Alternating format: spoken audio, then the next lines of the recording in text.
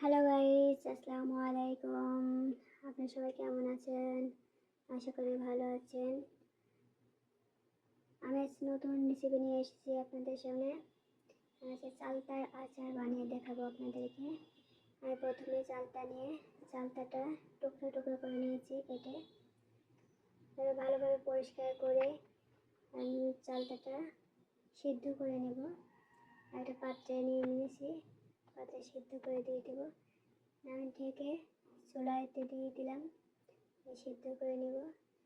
এভাবে একটু আমি মশলাটা তৈরি করে নিই, যে মশলাটা আমি আচারে ইউজ করব। পাঁচফোড়ন দিয়েছি, জিরা দিয়েছি আর শুকনো মরিচ আমি ভেজে নিয়েছি, ভেজে গুঁড়া করে নেব কড়াইতে। এদিকে আমার চালটা সিদ্ধ হয়ে গেছে, দেখুন গাইস, অনেকটা সিদ্ধ হয়ে গেছে চালটাটা আমি এখন নামিয়ে নেব। নামিয়ে ঠান্ডা পানি দিয়ে পরিষ্কার করে নিয়েছি। এখন আমি শিল পাটাইতে একটু থেতলি করে নেব। এক এক করে থেতলি করে নিতে হবে। থেতলি করে নিলে আচারটা বেশ ভালো হবে। এখানে সবগুলো আমি থেতলি করে নিয়েছি আচার। এখন আমি এটা বাগায় দিব, রান্না করব। প্রথমে আমি সরিষার তেল নিয়েছি, 1 চা চামচ পাঁচফোড়ন দিলাম, 1/2 চা চামচ জিরা দিলাম আর 2-3টা শুকনো মরিচ কেটে দিয়ে দিলাম। এখন এটা একটু ভাজি করে এখন চালটাটা আমি দিয়ে দিব। চালটাটা দিয়ে দিলাম, ভালোভাবে নাড়াচাড়া করে নিতে হবে, সব চালটার গায়ে তেলটা লেগে যায়। চালটাটা ভালোভাবে নাড়াচাড়া করে নিয়েছি। এবং স্বাদ মতো একটু লবণ দিয়ে দিলাম, স্বাদ মতো একটু লবণ আর 1/2 চা চামচ হলুদের গুঁড়া দিলাম। ভালো করে নাড়াচাড়া করে নিতে হবে চালটা।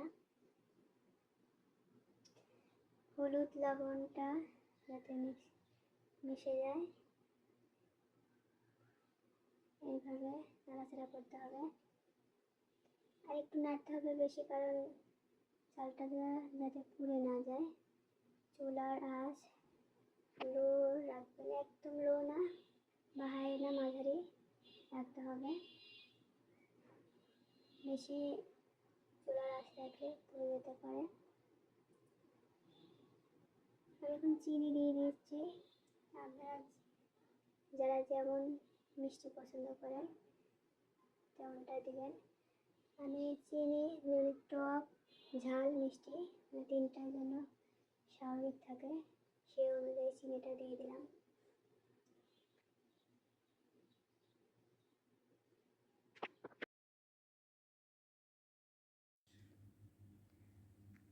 ভালোভাবে একটু নাড়তে হবে আর অনবরত একটু নাড়তে হবে, নাহলে পুড়ে যেতে পারে।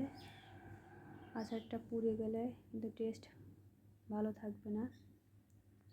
দেখেন গাইস, আচারটা প্রায় অনেকটাই লোভনীয় মনে হচ্ছে এখনই। আচারটা নাড়তে হবে আর বারবার একটু একটু থেতলে দিতে হবে, যাতে ভিতরে একটু পানি না থাকে। আচারে পানি থাকলে কিন্তু আচার বেশি দিন রেখে খেতে পারবেন না, নষ্ট হয়ে যাবে। যে কারণে অনেক সময় ধরে এটা রান্না করতে হবে। আগে থেকে মশলাটা তৈরি করে রেখেছিলাম, ওই মশলার গুঁড়াটা দিয়ে দিলাম। পাঁচফোড়ন, জিরা, শুকনো মরিচ ভেজে গুঁড়া করে রেখেছি, ওটা দিয়ে দিলাম। ওটা দিয়ে এখন নেড়ে নেব ভালো করে, সব চালটাতে লেগে যায়। বেশ কিছু সময় ধরে নাড়াচাড়া করে নিতে হবে। এখন চুলার আঁচ লো রাখতে হবে, না হলে পুড়ে যাবে। লো রেখে আস্তে আস্তে নাড়তে হবে।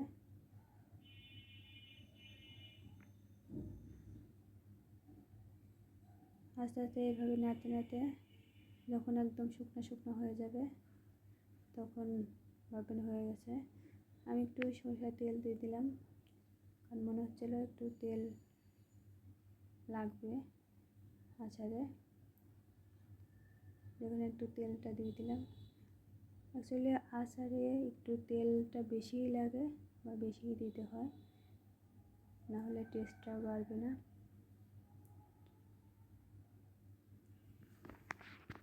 এইভাবে নাড়তে হবে, অনবরত নাড়তে হবে।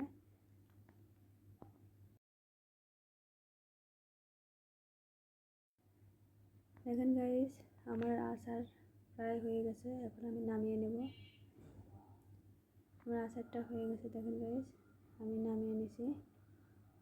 আমার রেসিপি যদি ভালো লেগে থাকে রিকোয়েস্ট করবো সাবস্ক্রাইব করে দেওয়ার জন্য।